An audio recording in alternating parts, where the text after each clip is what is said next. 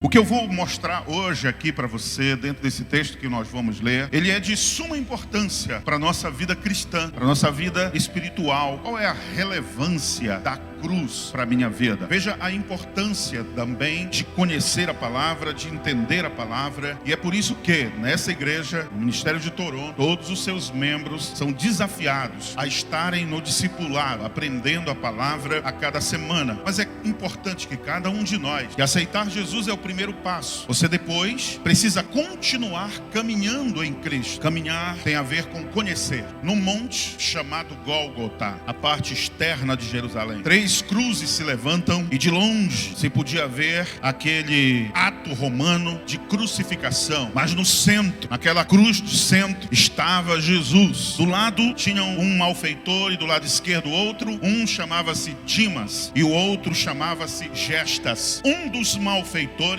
crucificado blasfemava contra ele, dizendo: não és tu o Cristo? Salva-te a ti mesmo e a nós também. O que foi que Jesus respondeu para o primeiro que arguiu ele, perguntando para ele: tu não é o Cristo? Tu não és o Salvador, o Messias? O que foi que Jesus respondeu para ele? Nada. Por que Jesus não responde a uma provocação? Jesus sabia quem ele era. Quando eu sei o que eu sou, eu não preciso estar dando ouvido para alguém dizendo que eu sou outra coisa daquilo que eu tenho certeza de que eu sou. Quando você se encontrar com a cruz de Cristo, você vai ter esse entendimento. Nós, com justiça, merecemos a morte. Nós merecemos o inferno, porque nós fizemos por onde? Nós estamos recebendo o castigo dos nossos atos merecidos. Aí ele diz assim, olha: mas este nenhum mal fez. Aquele ladrão tem revelação de Deus. Ele começou a entender o evangelho. A primeira atitude de alguém que quer ser salvo em Cristo Jesus é reconhecer que é pecador. Eu sou pecador. A pregação do evangelho, quando tanto João Batista como Jesus, quando começam a pregar, ele diz: arrependei-vos e crede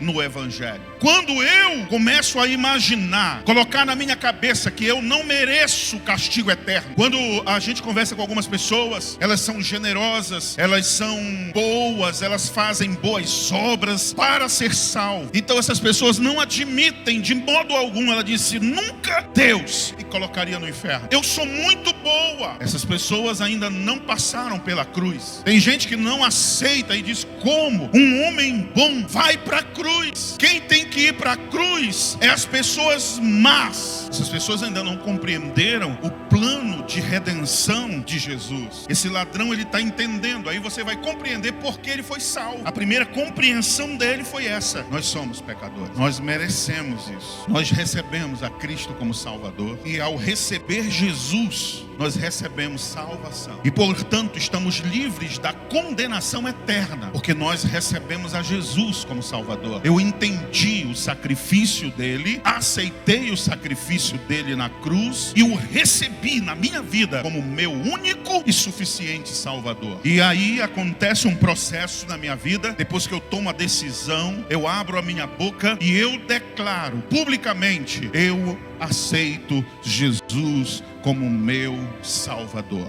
As palavras são muito importantes no mundo espiritual. Jesus chegou a dizer que por causa das tuas palavras tu serás absolvido, ou pelas tuas palavras tu serás condenado no mundo espiritual. Tanto que Jesus diz também: aquele que me confessar diante dos homens, eu o confessarei diante do Pai. Mas quem me negar diante dos homens, eu também negarei diante de Deus. Quando você sentir vergonha de ser crente, quando você sentir vergonha de servir ao Senhor, aquele que morreu por você na cruz, e isso indica que você ainda não o recebeu da forma como tem que recebê-lo. Porque depois que você entende quem é Jesus e o que ele fez por você, você abraça, custe o que custar. Quando você entende o que é ser um crente, quando você entende o que é ser um cristão de verdade, pode vir o que vier, pode chover canivete, mas você está ali firme e diz: eu sei em quem tenho crido, que é poderoso e que se manifestará. Jó passou pelo que passou, mas não negou o seu Senhor.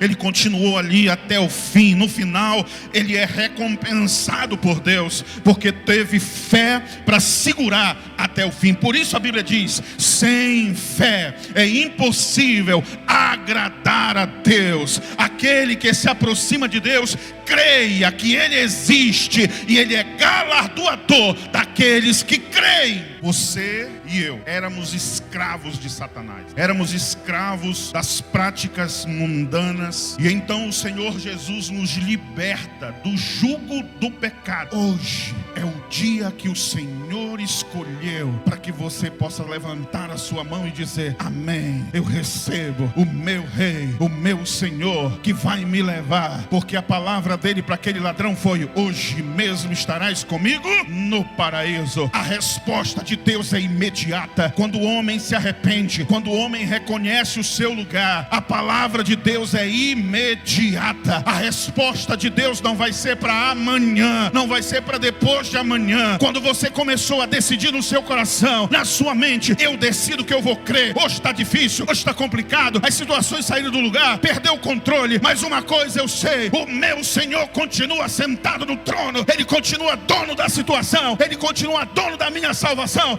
Eu creio.